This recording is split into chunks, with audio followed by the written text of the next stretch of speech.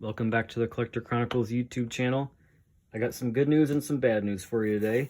The good news is we're doing our first unboxing video together. The bad news is it's an item that you'll probably never be able to actually buy.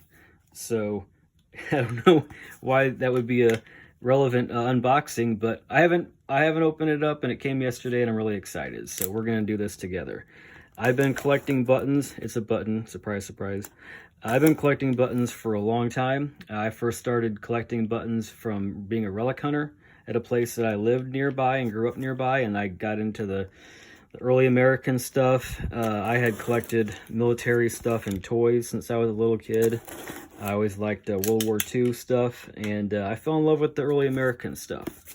And I've gotten a lot of enjoyment over the years collecting it. It's something that's kind of obscure. This is from my friends down at Shiloh Relics, shilohrelics.com. I'm going to leave a link in the description. They got an awesome website. Nice folks. Okay. I got my name and address covered up. Not that it's a big secret, but, you know, I don't want the men in black showing up or any of my throngs of adoring fans. So we got we got some packing peanuts that I'll have to gather up and repurpose, recycle. All right. Probably have an invoice with my name and address on it anyway, so very nice. Oh, my favorite color is blue. That's a pretty bag. I think I'll keep that too. So he's got probably a handwritten thing there. All right, what do we got here? Oh. Get it nice and taped up. Oh, now, okay, it's like a self-adhesive deal. All right, so like I said, I've been collecting buttons for a long time. I would say 25 years, 20 years, probably seriously. And this is the only one of these I've ever come across. So,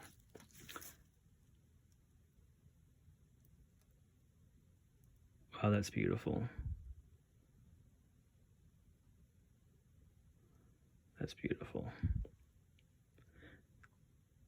So, this is a United States diplomatic official button. There's two things with button collecting that are my favorites, and that's Sheffield silver U.S. infantry officer buttons from 1821 and earlier, and U.S. diplomatic official buttons. When I was first getting into relic hunting, and this book I spent many hours looking through and daydreaming about, will I ever be able to find one of those buttons, or will I ever be able to buy them? And all I ever saw was the black and white illustrations in the book. And this is the Albert's uniform button book. It might be familiar to some of you. I've had this for a long time. Most of the buttons that I like are in, not to knock Navy, but they're like right where the Voltic yours ends and the Navy picks up. Oh, there are some Navy buttons I want eventually. The first section of the book is all U.S. Army, like, you know, War of 1812, Civil War. But anyway, further back, you know, it has Confederate buttons, you know, state, but the bulk of the book is like state buttons. So this is one of my favorite pages or series of pages right here. Official and Diplomatic Service OD. They have a classification OD for Albert's numbering system. That's diplomatic officials. So here's the main page. These right here are maybe like Civil War, post-Civil War era, I would think, maybe 1850s. They're all desirable. They're all really interesting designs, but the ones that I like in particular are these two pages right here. And you might recognize that little guy. That's my icon avatar for YouTube and for Instagram. That's probably one of my favorite designs of all time. It's an eagle with lightning bolts coming out and then a wreath for peace, I believe. That is such a cool design. I have the gilt plated one in perfect condition. There's a silver plated one that I still want. So anyway, these right here, you know, these are early 1800s, like 1802, 1800 time period. These right here, this is the one you're looking at. It has the, I think this style was used on some early American coins. It has the stars. They call that the glory. This is like a glory, this thing with the stars and the clouds and everything. The stars usually represent the amount of states or the number of states in the Union. There's another version there. This one is convex. So yeah, I've got that one.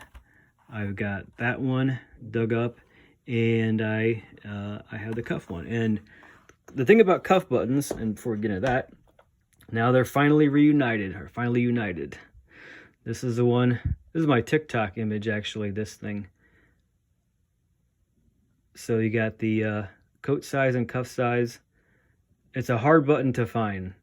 It's a really desirable, scarce button, and the cuff size is even more so. Just as kind of like a side story, in another video I have my Confederate buttons that I got for like $5, and I had the Louisiana cuff one that I really didn't want to sell. I planned on keeping. Well, I had to sell it. I needed the money, so I hemmed and hawed about it.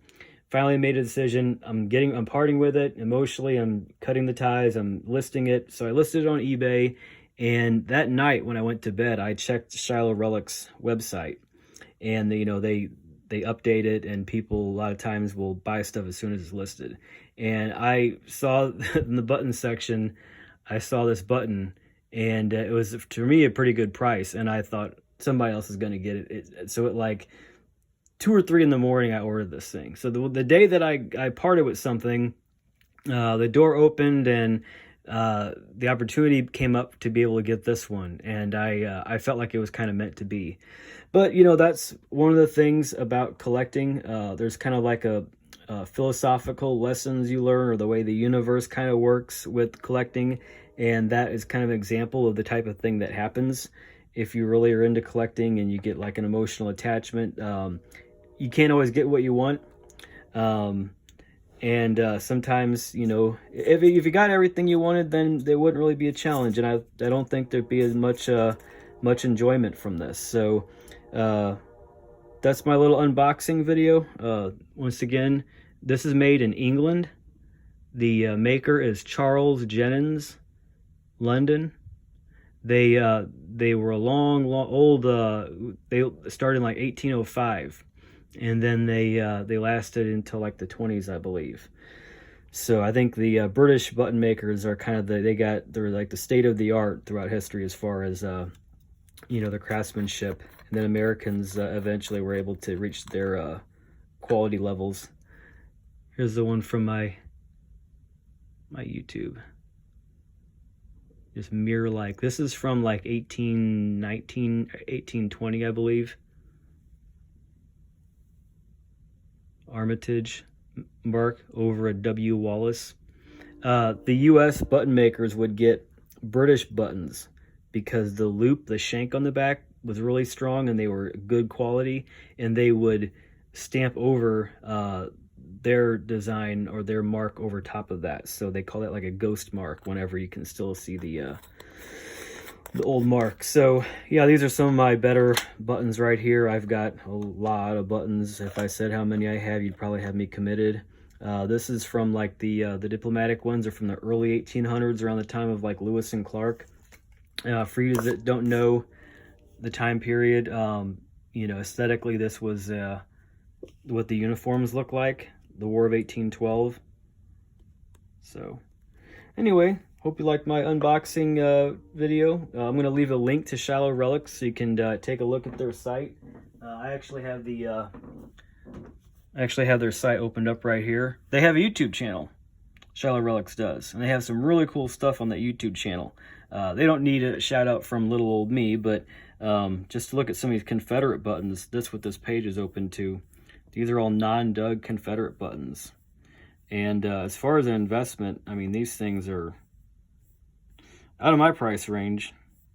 They got one in here that's like $6,000, I think, for one button.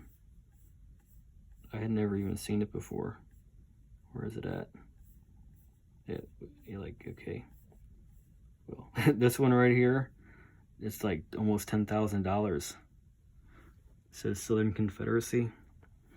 And it'll probably sell. So anyway, Raphael Ledge, I believe, is a guy. I've seen him, I think, at the Civil War show in Franklin, but I didn't get to meet him. So hopefully I'll get to meet him next time I go down there. Anyway, thanks for watching. Like, comment, subscribe. Find me over at Instagram. Thanks for watching.